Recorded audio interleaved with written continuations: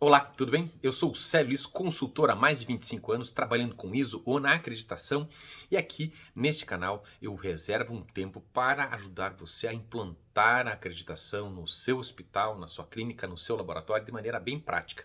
A nossa ideia aqui é fazer uma interpretação, principalmente desses pontos críticos do manual, para que a gente consiga trabalhar e implantar na sua clínica, no seu hospital, em qualquer setor da área de saúde.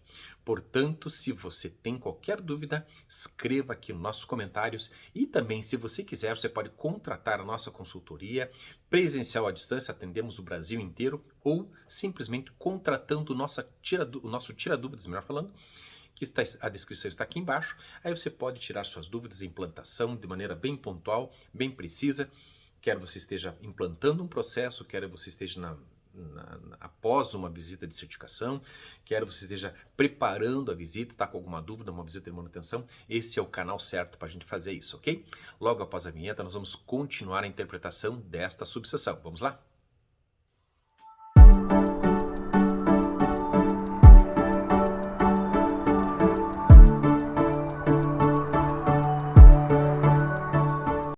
Pessoal, estamos lembrando aqui que nós estamos fazendo interpretação de DNA serviços hospitalares, então o nosso grande foco é a parte de hospital.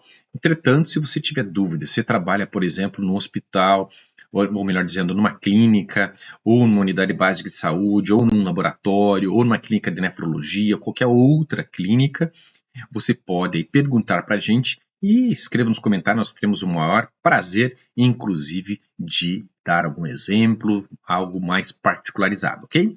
Vamos continuar a interpretação para ver qual é o próximo requisito? Requisito 8. Estabelece e orienta os usuários quanto às regras de segurança da informação. Pessoal, basicamente, o que a ONU está pedindo assim, né? É um processo contínuo de educação e treinamento, principalmente ligado ao que é o sistema de informação, ao software, né? Lógico, ele coloca algumas informações, ele complementa as informações falando lá, segurança da informação, em relação às senhas, a e-mail, acesso, software, internet e monitoramento. O que eu devo fazer isso? Como é que eu vou providenciar a evidência disso para um auditor? Através dos procedimentos. O que eu vou relatar nesse procedimento? Como é que funciona a gestão de senhas, por exemplo?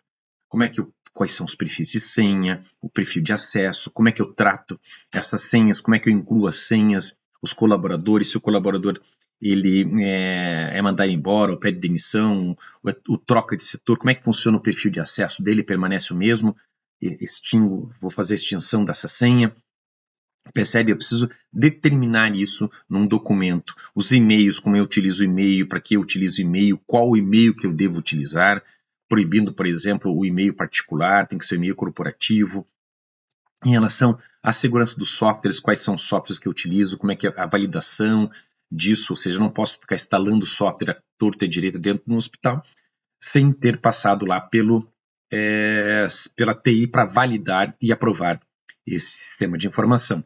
Em relação à internet, o acesso da internet, as barreiras, o controle de acesso a sites, a determinados sites, o controle, ou seja, o monitoramento disso. Então, basicamente, você vai descrever todos esses passos relacionados à segurança da informação, principalmente ligados a software. Nesse caso, nesse momento, é software, pessoal. Tudo que estiver ligado a software, você vai fazer isso. Então, basicamente, nesse ponto, em relação à gestão de senhas, gestão de e-mails, acesso e perfil, principalmente tomar cuidado, como eu acabei de falar, em relação ao colaborador que sai da empresa e continua acessando, continua já, isso não é raro de acontecer, não é um fluxo bem determinado dentro da unidade de saúde, e o funcionário é mandado embora, mas mantém a senha do sistema. Então, ele continua acessando o software, isso é muito perigoso, entendeu? Então, tem que ter um fluxo adequado lá no departamento do pessoal, para determinar essa cessão, né? Ou seja, interrompimento do uso dessa senha, a exclusão dessa senha desse colaborador dentro do hospital, ok?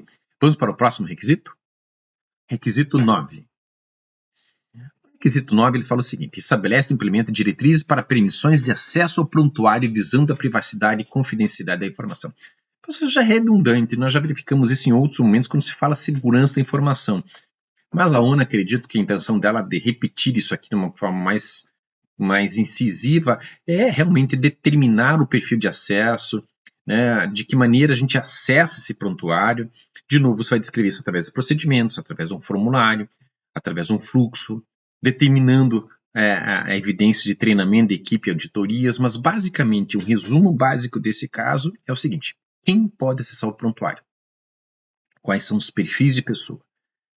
De que maneira ele acessa esse prontuário? De que maneira o prontuário ele é acessado? E aqui eu estou falando fisicamente e digitalmente. Então você tem que, na descrição do teu procedimento, lá quando estiver descrevendo o teu procedimento, você separa em capítulos. Bom, no aspecto físico, como que ele acessa? E no aspecto digital, quais são o que você vai ter que se preocupar? De que maneira ele acessa? Os perfis de acesso, ou seja, se a minha senha, eu posso acessar tudo desse paciente ou parte desse paciente. Percebe? Então, o que cada usuário vai utilizar de acesso a esse sistema? Percebe? É basicamente isso. O que ele vai visualizar? E aí você vai definir. No aspecto físico é a mesma coisa. Se eu tenho um prontuário físico, quem acessa, quem pode acessar, de que maneira eu posso emprestar, quem pode emprestar, qual que é o período máximo que pode ficar, quem pode levar, qual a responsabilidade, como é que fica o controle desses prontuários, né? Imagine que se é um hospital grande, principalmente um hospital escola, tem mais problema com isso. Eu estou emprestando lá um prontuário e perde esse prontuário, né? Então, os cuidados em relação a essa privacidade e em relação aos cuidados, tanto no aspecto físico quanto no aspecto digital também, pessoal. Ok?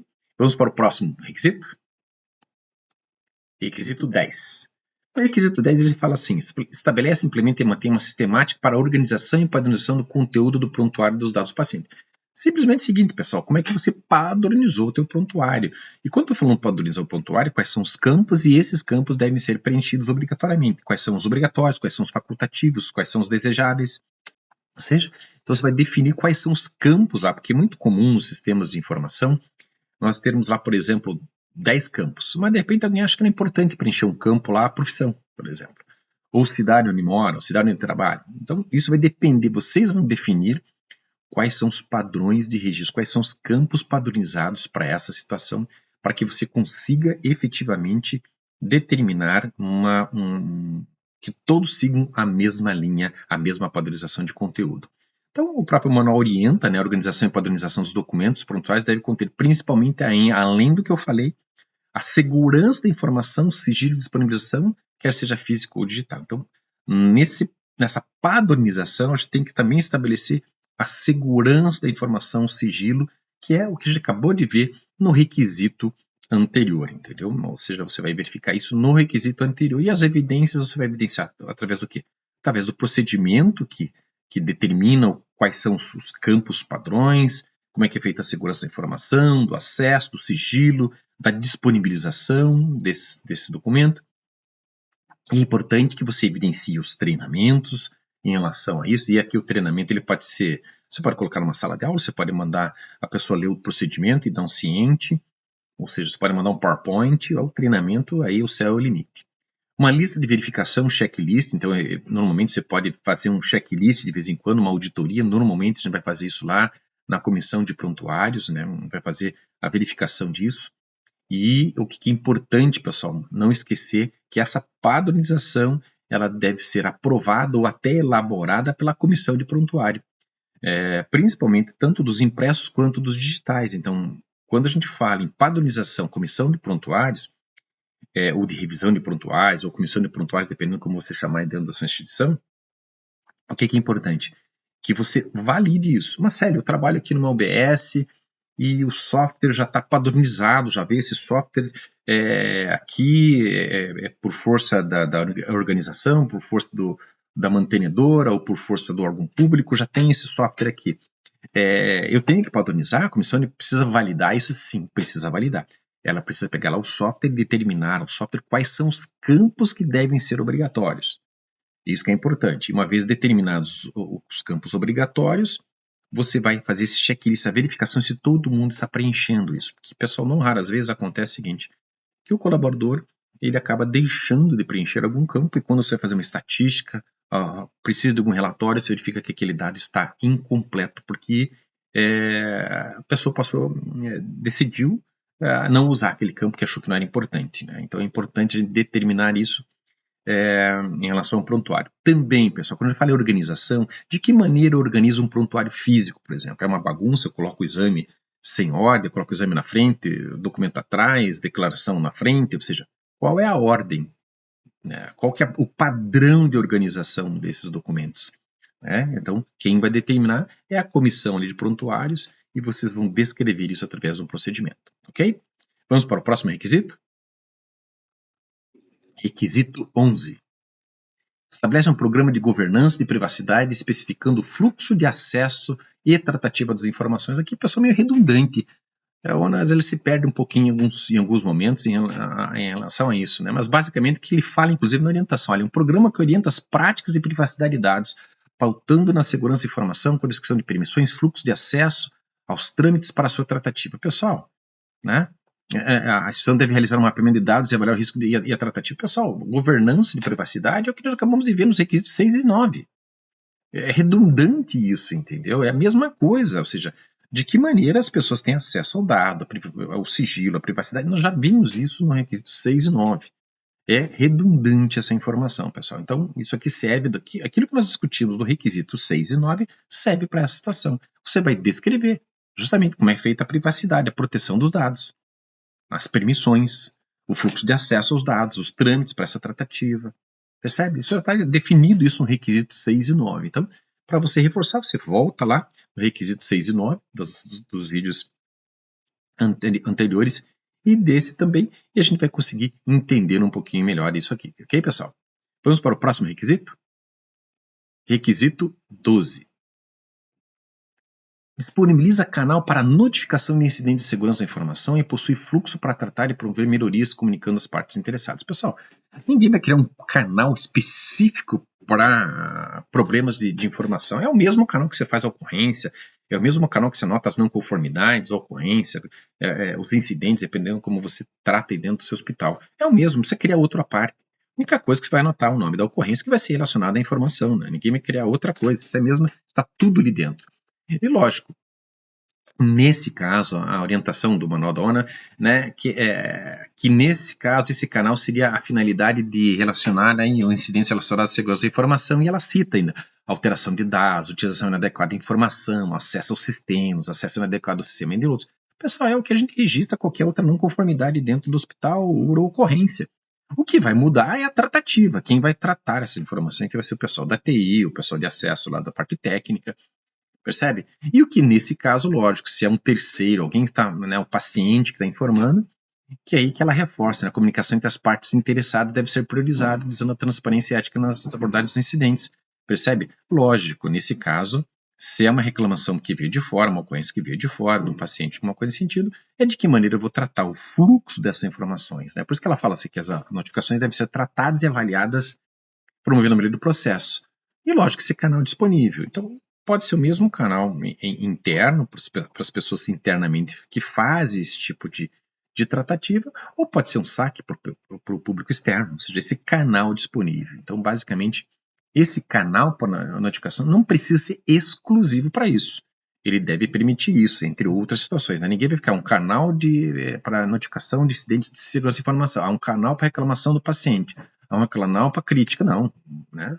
Cria um canal que ele pode escolher os tipos de assunto que ele pode abordar dentro dessa informação. Então não precisa criar outro canal específico com o mesmo nome. Pessoal, é só colocar lá na segregação das ocorrências, o comitê de qualidade vai determinar, vai abrir uma ocorrência aqui que é relacionada a um incidente com o paciente. Opa, vai lá para a enfermagem analisar. Opa, isso aqui é um incidente relacionado à segurança de informação, vazamento de uma informação. Pô, quem que é responsável? TI. Opa, vai lá para o TI explicar.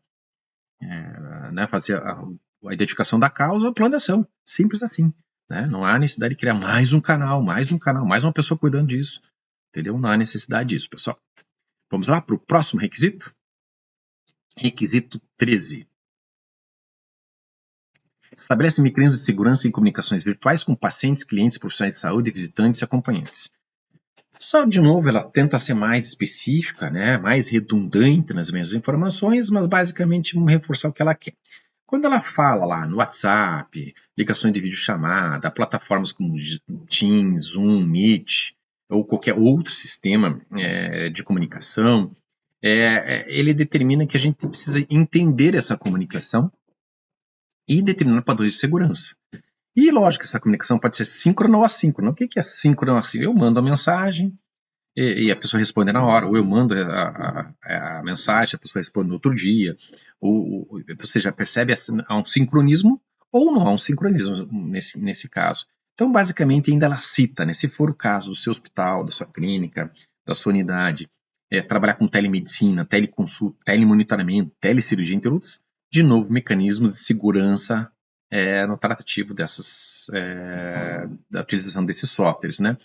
Lógico, quando eu compartilho essa informação com um terceiro, um médico terceiro, eu tenho que ter a prévia permissão do paciente, né? Ou seja, eu preciso compartilhar, ele precisa estar ciente desse tipo de situação, né? Que eu estou compartilhando com um terceiro, então eu preciso manter a confidencialidade, a integridade desse processo, principalmente quando eu falo confidencialidade da transmissão e recebimento dos dados. Pessoal, qualquer software faz isso, né? Criptografia, segurança, isso já é nativo do software. Então a gente só tem que tomar cuidado com quem entra nessa reunião. E, né, não há necessidade de eu reescrever a criptografia do WhatsApp. Ele já é criptografado. Mas eu preciso controlar quem acessa esse telefone, quem acessa esse número, né? Então não adianta eu ter criptografia do WhatsApp, mas eu tenho 10 pessoas que acessam o WhatsApp. E daqui a pouco ele está compartilhando uma tela, está compartilhando, está acessando essa informação, está tirando um print, está compartilhando dados sigilosos do paciente com outras pessoas. Então, é nessa orientação, tá? Então, eu não preciso descrever como é que é feita a segurança lá do WhatsApp, eu não preciso descrever a criptografia do TIM, do Zoom, não. Eu preciso definir como é que é a confidencialidade, a integridade dessas informações de quem está utilizando essa ferramenta. E, lógico, as evidências, o procedimento descrevendo isso, formulários se forem o caso, e os fluxos de ação em relação a esse processo. E, lógico, as evidências são os canais utilizados que o auditor vai te perguntar se você usa o Teams. Bom, como é que eu uso o Teams? Como é que é feita a reunião? Quem guarda a reunião? Onde é salvo a reunião? Quem tem acesso? De repente eu faço uma reunião com o Teams de um paciente e de repente eu deixo lá salvo no arquivo que todo mundo tem acesso. Aí tem uma informação sigilosa, um comentário sigiloso do paciente e todo mundo tem acesso. Percebe? Então eu tenho que tomar cuidado em relação a esses viés que a gente pode ter dentro de um processo aí de análise e comprometimento dessas configurações virtuais aí, dessas comunicações virtuais, melhor falando. Então, pessoal, mais uma vez chegamos ao final de mais um bloquinho de requisitos do manual, nessa parte de segurança de informação. E aqui eu peço mais uma vez que você deixe o like, faça algum comentário, tem uma dúvida, quer um exemplo diferente, quer que um comentário diferente, um assunto diferente, deixa o comentário, deixa o like, coloca lá no sininho para receber a mensagem quando tiver novos vídeos aqui. E caso você, mais uma vez falando, quer contratar nossa consultoria presencial ou à distância, nós atendemos o Brasil inteiro, ou simplesmente você quer ter uma hora exclusiva aqui com o consultor Célio, é só contratar nosso Tira Dúvidas, que nós teremos o maior prazer de passar toda a nossa experiência para que você tenha sucesso no seu negócio, na sua carreira ou com o seu hospital. Até o próximo vídeo.